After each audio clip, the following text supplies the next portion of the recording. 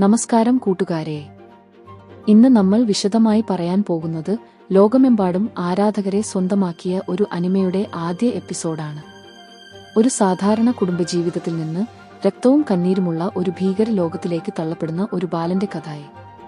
ഇതാണ് കമാഡോ തൻജിറോയുടെ തുടക്കം. കഥ തുടങ്ങുന്നത് ജപ്പാനിലെ മഞ്ഞുമൂടിയ മലനിരകളിൽ. ഇവിടെയാണ് കമാഡോ തൻജിറോ തന്റെ കുടുംബത്തോടൊപ്പം ജീവിക്കുന്നത്. അവന്റെ അച്ഛൻ മരിച്ചുപോയതോടെ കുടുംബത്തിന്റെ മുഴുവൻ ഉത്തരവാദിത്വവും തൻജിറോയുടെ ചുമലിലാണ്. അവൻ ചാർക്കോൾ നിർമ്മിച്ച് താഴെ ഗ്രാമത്തിൽ വിൽക്കുന്നു.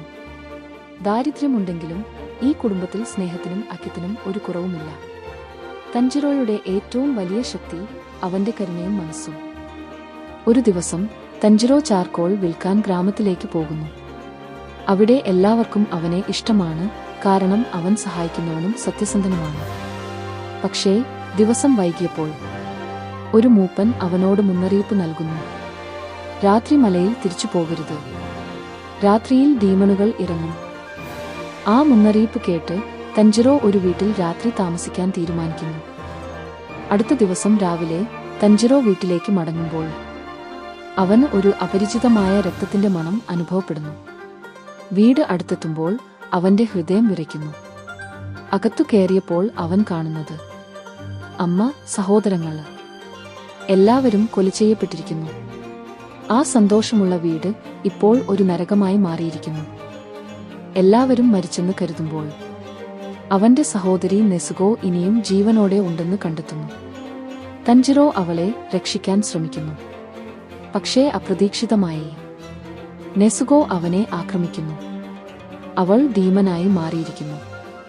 എങ്കിലും അവളുടെ കണ്ണുകളിൽ മനുഷ്യസ്മരണയുടെ അംശങ്ങൾ ഇനിയും ബാക്കിയുണ്ട്. അമ്മയെ ഓർക്കുന്ന പോലെ അവൾ തൻജിറോയെ കൊല്ലുന്നില്ല. അവിടെ എത്തുന്നത് ഡീമൺ സ്ലെയർ ആയ ഗിയു ടോമിയോക്ക. അവൻ നെസുഗോയെ കൊല്ലാൻ ശ്രമിക്കുന്നു. തൻജിറോ കരഞ്ഞ് അപേക്ഷിക്കുന്നു, അവൾ ഇപ്പോഴും എന്റെ സഹോദരിയാണ്.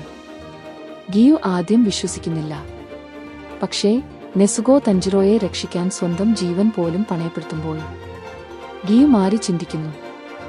ഗിയു തൻജിറോയോട് പറയുന്നു, നിനക്ക് ശക്തിയില്ലെങ്കിൽ നീ ഒന്നിനും ഉപയോഗമില്ല.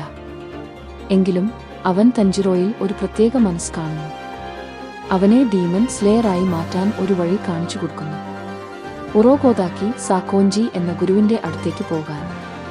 ഇതോടെ തൻജിറോയുടെ ജീവിതം പൂർണ്ണമായി മാറുന്നു.